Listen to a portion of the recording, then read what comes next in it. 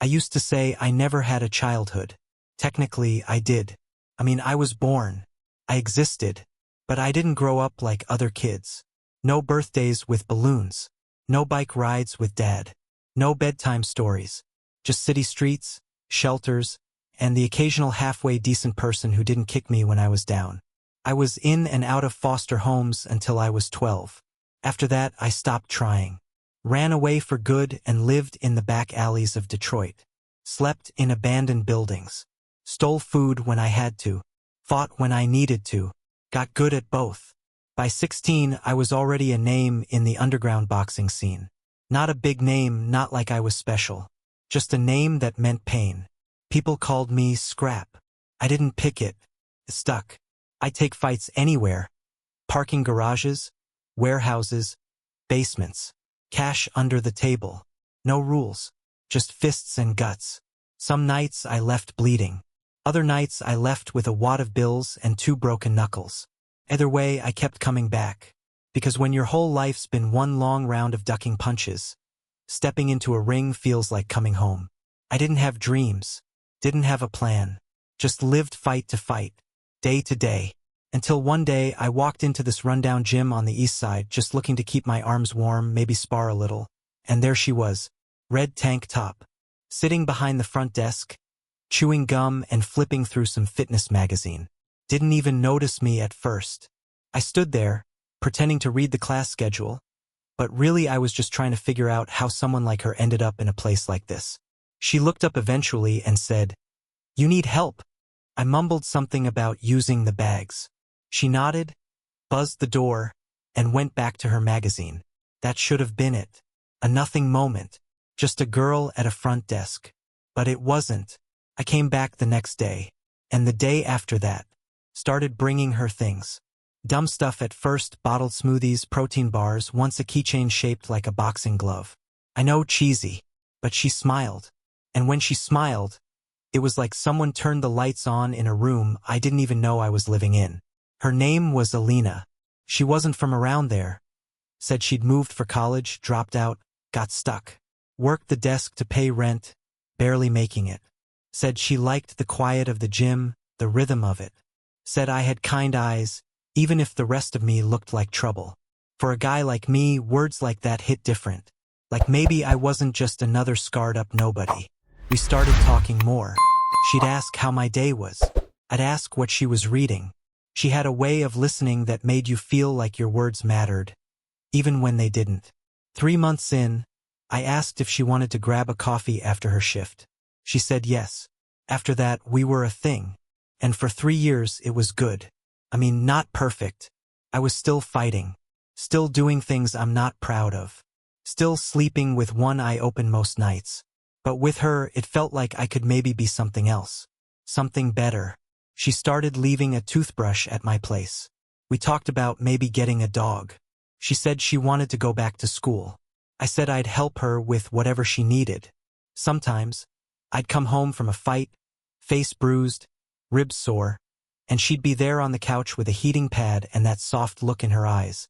Like she saw past the blood and the busted knuckles. Like she saw me. And I believed, for once, that maybe I wasn't meant to be alone forever. But if life's taught me anything, it's that good things don't last. Especially not for guys like me. It was spring when she vanished. One of those weirdly warm mornings in March, when the city smells like wet concrete and false hope. I remember because we had plans to meet after her shift. I was going to take her to this little Ethiopian spot she liked. Nothing fancy, just our place. I texted her that morning. No reply.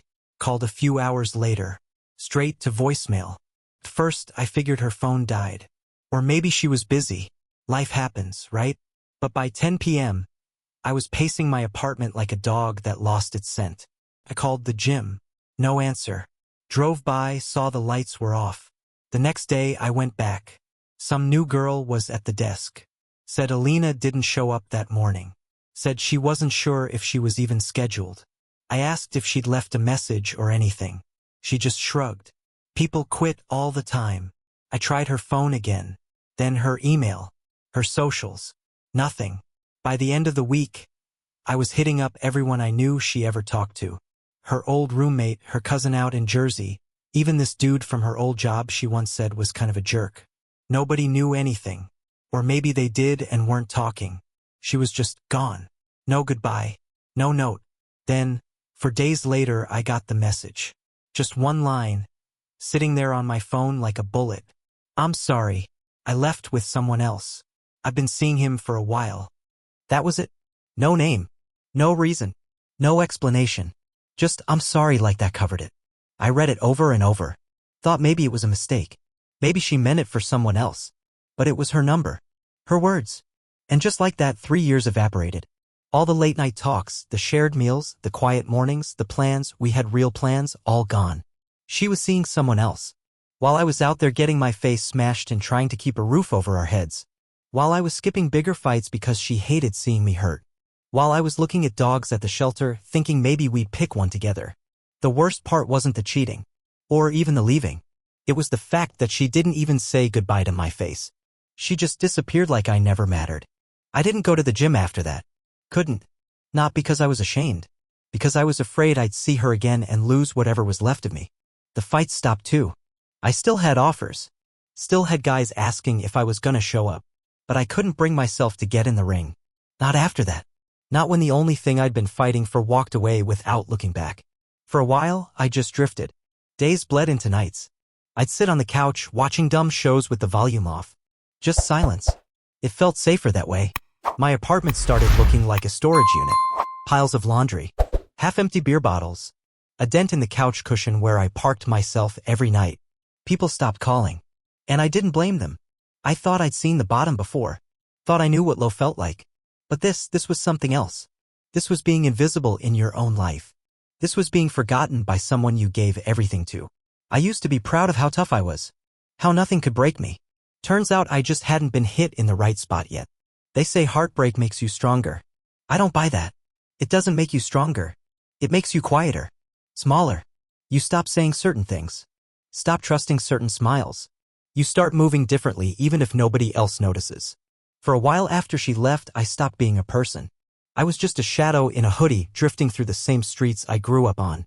Funny how I made it all the way out of that life just to end up circling back. But here's the hook. I didn't hit bottom the night she disappeared. I hit bottom 2 months later, sitting on a park bench outside a gas station with blood dried on my knuckles and $20 in my pocket, realizing I didn't even care if I made it through the night. And that's when everything changed. There was this old man sweeping the sidewalk. Looked like he didn't belong there either, had on a collared shirt and actual dress shoes like he came from another time. He kept glancing at me. Not in that what's this bum doing here kind of way. Just curious. Calm. Finally, he walked over and said, "You fight?" I didn't even think. Just said, "Used to." He nodded. I can tell. He handed me a card. Just a name and an address. No explanation.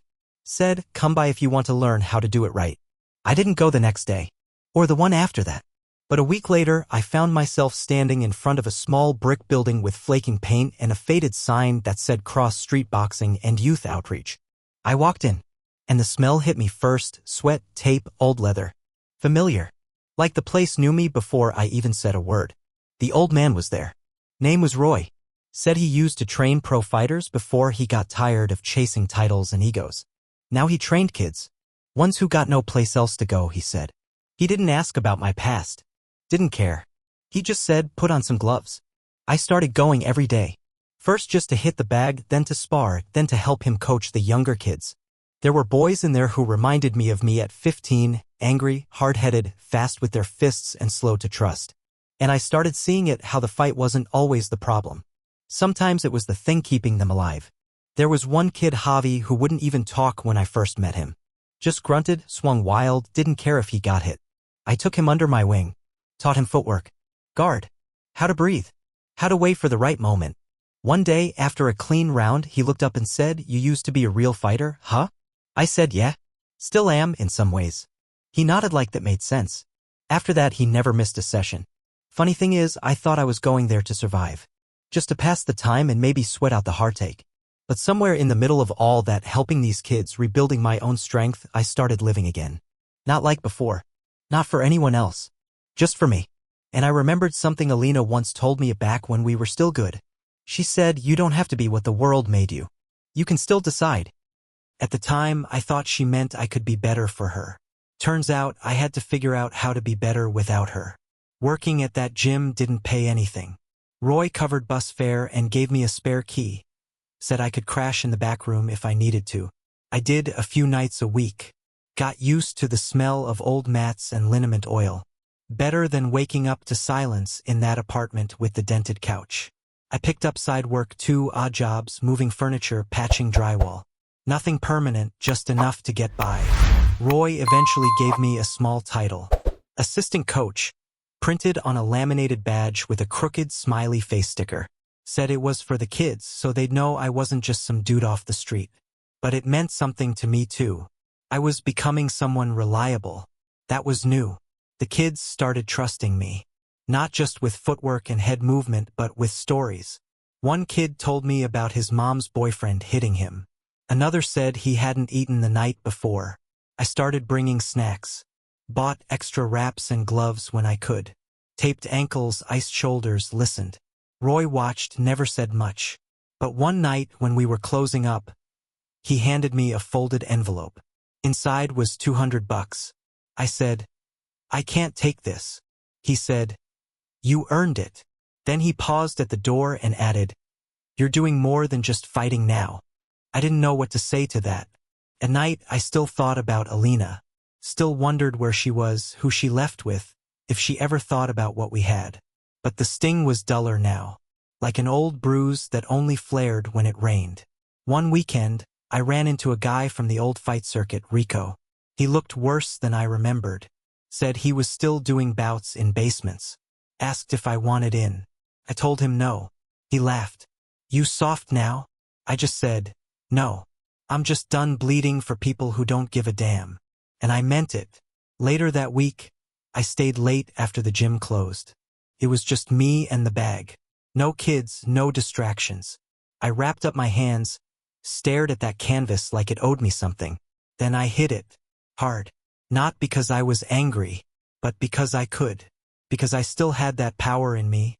But now it wasn't controlling me. I was choosing it. When I left that night, the city didn't feel so heavy. I noticed the way the streetlights looked in the fog. I nodded at a guy walking his dog. I picked up a cup someone left on the curb and tossed it in the trash. It was small. All of it was small. But it was something like peace. And after the life I'd had, that was more than I ever thought I'd get. It was a Thursday when I saw her name again. I was at the gym, just finished wrapping up Javi's hands. He had a sparring match coming up and was finally starting to believe he could win. I handed him a bottle of water, and while he took a break, I checked my phone. One unread message. Unknown number. I opened it without thinking. It just said, hey, I don't expect a reply. Just wanted to say I'm sorry. Alina. My chest tightened, like someone punched me without warning. I stared at the screen for a long time. Thought about throwing the phone across the gym. Thought about deleting the message and pretending it never came. But I didn't do either. I just sat there, reading those 3 lines over and over.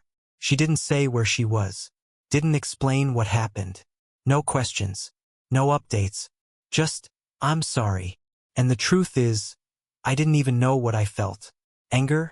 Relief? Sadness? Maybe all of it. I didn't reply. Not then. Not that day. Instead, I stayed late again. Hit the bag harder than usual. Roy said nothing. Just nodded like he knew something was up and left me alone. That night I walked home. No bus, no ride. Just me and the cold air. And somewhere along the way, I started talking to her in my head. I said the things I never got to say when she left. Like, you broke something I was barely keeping together.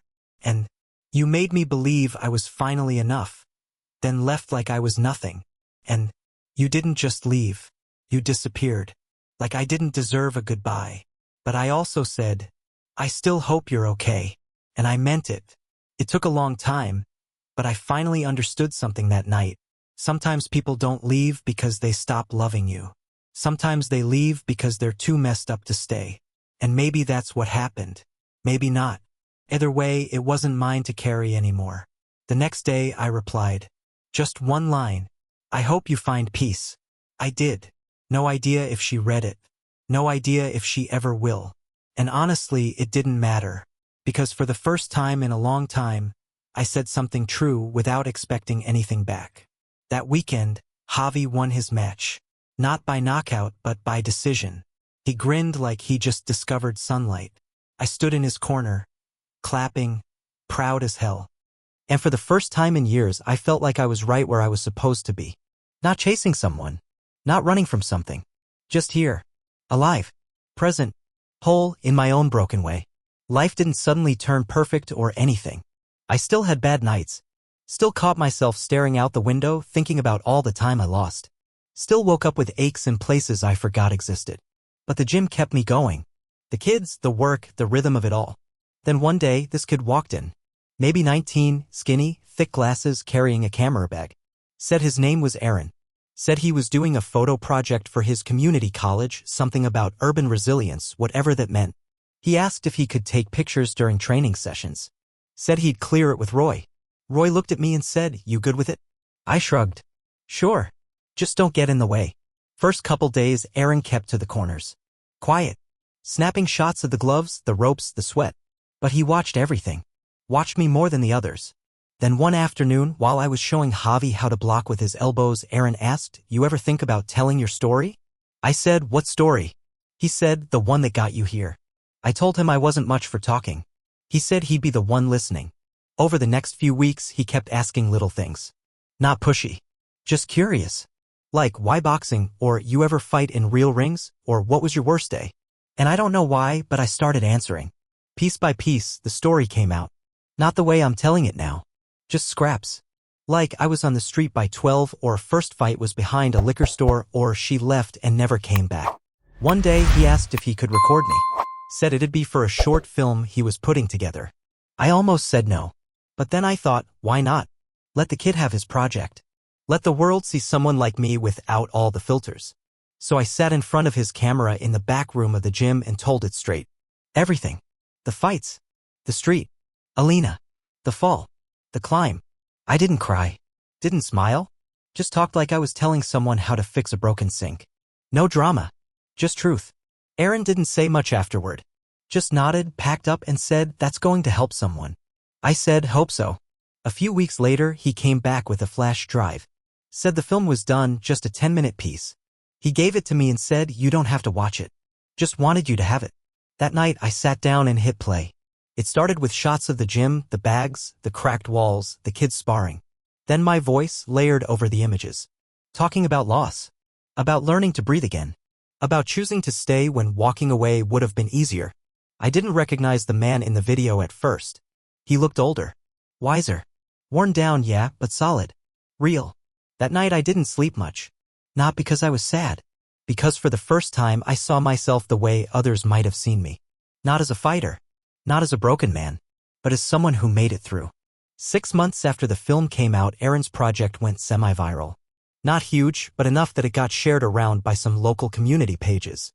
Even got a feature on a small city newsletter. I didn't expect anything to come from it. But then this woman emailed the gym. Said she saw the film. Said she ran a youth center on the south side and wanted to know if I'd come talk to her kids. I almost said no.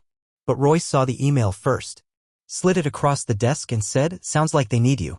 So I went. Walked into a room full of teens that looked exactly how I used to, tired, guarded, ready to bite. I didn't have a speech prepared. I just told them the truth. Told them I didn't have a mom or dad. That I lived on benches. That I used to fight for cash in basements because it was the only thing I knew. But I also told them how I found a place. How I found people. How I found myself, even if it was late. And when I was done, one kid raised his hand and said, "How do you stop being mad?" I didn't lie. I said I didn't. I just learned how to aim it. After that, I started doing more talks. Not because I wanted to be some inspiration.